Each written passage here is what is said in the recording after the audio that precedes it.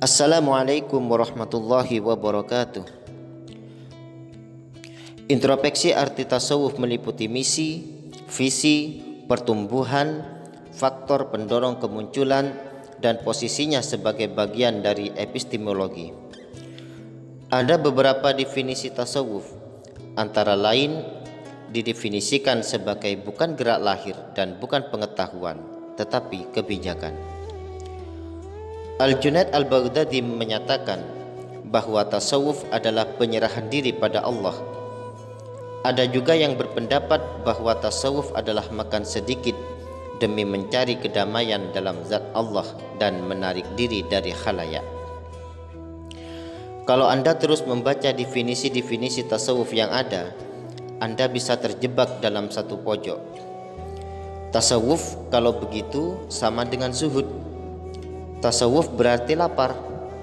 Ada yang mengatakan bahwa agar Anda tidak cepat dimasuki setan, Anda harus mengosongkan perut sehingga mudah mengendalikan diri. Akan tetapi, ada juga yang secara berseloroh mengatakan justru perut harus diisi agar setan tidak bisa masuk.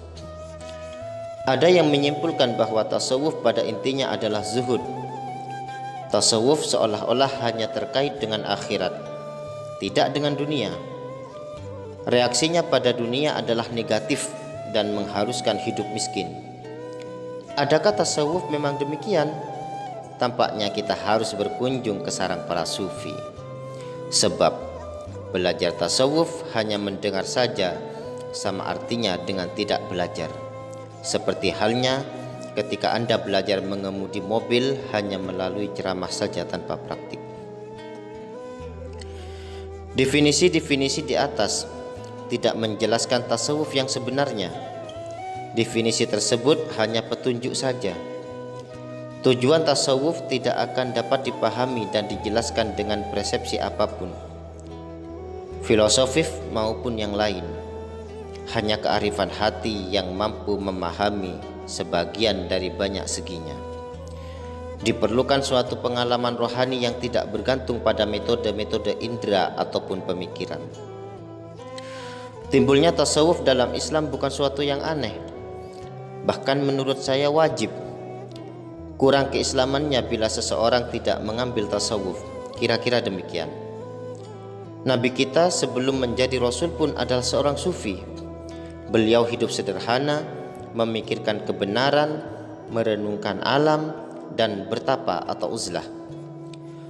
Fazlur Rahman mengatakan bahwa permulaan gerakan sufi berhubungan dengan satu kelompok muslim yang senang melakukan pertapaan. Mereka senang membaca Al-Quran dengan cara menangis. Mereka juga senang bercerita. Cerita-cerita mereka sangat mempengaruhi para pendengarnya. Akan tetapi yang penting di sini adalah bahwa Nabi Shallallahu Alaihi Wasallam sebelum menjadi Rasul maupun sesudahnya adalah seorang sufi. Demikian juga halnya para sahabat beliau. Hanya saja waktu itu belum dikenal yang namanya tasawuf.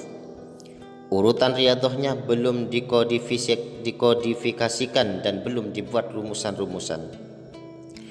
Sekarang tasawuf sudah menjadi berbagai tarekat.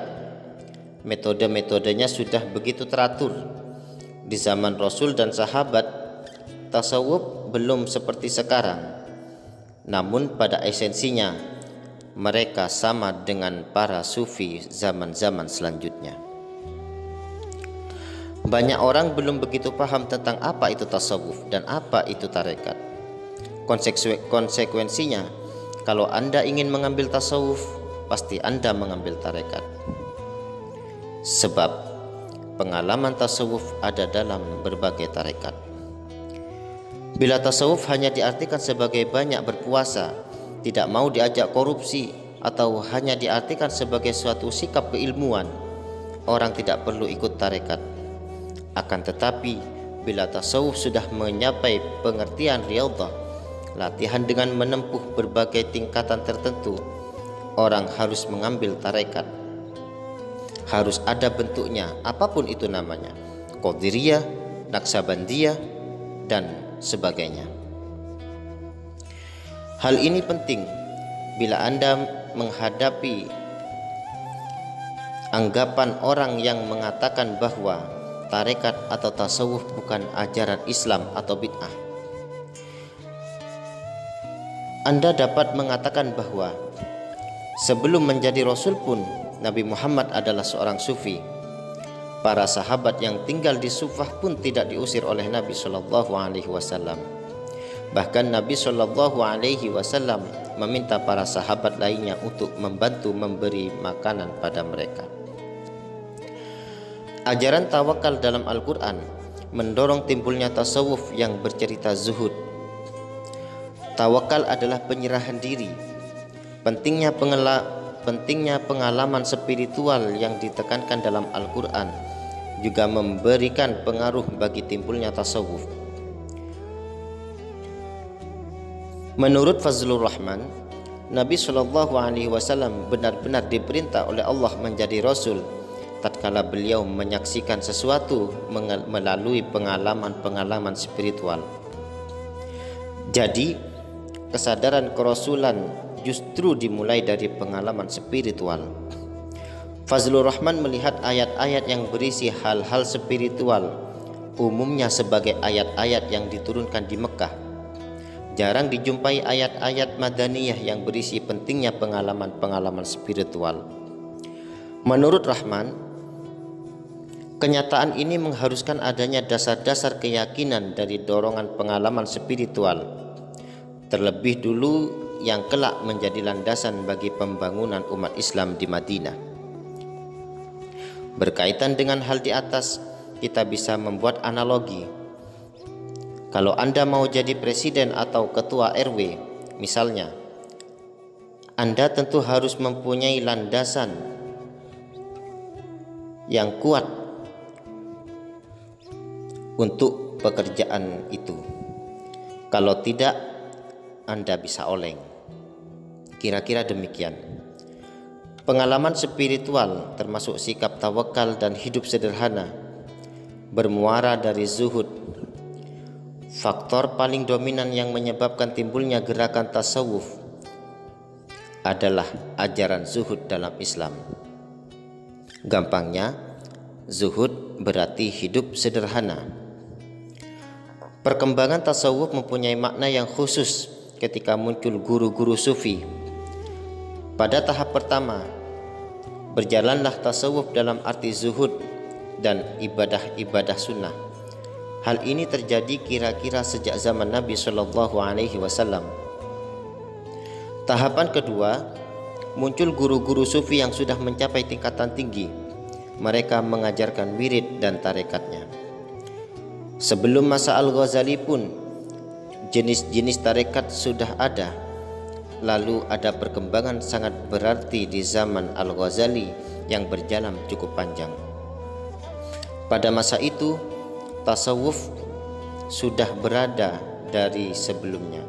Pada masa itu tasawuf sudah berbeda dari sebelumnya karena sudah bercampur dengan filsafat. Di kalangan Syiah, tradisi tasawuf kuat sekali, disertai dengan filsafat dan fikih ortodoks yang kokoh. Pikiran Syiah memang agak ganjil. Fikih Syiah kadang tampak rasional dan kadang-kadang tampak kaku sekali. Filsafat mereka juga kadang-kadang rasional sekali dan kadang justru bercampur dengan irfan, sehingga tidak tampak lagi ciri rasionalnya. Kesimpulannya bahwa tasawuf memang sudah ada sejak zaman Nabi Shallallahu Alaihi Wasallam, namun tidak dimodifikasi seperti pada saat ini. Jadi, bagi siapapun yang tidak sepaham dengan doktrin tasawuf, apalagi sampai berkata tasawuf bid'ah, berarti dia tidak membaca dan memetik intisari sejarah yang penuh hikmah dan arti. Wallahu a'lam bishawab. Semoga bermanfaat.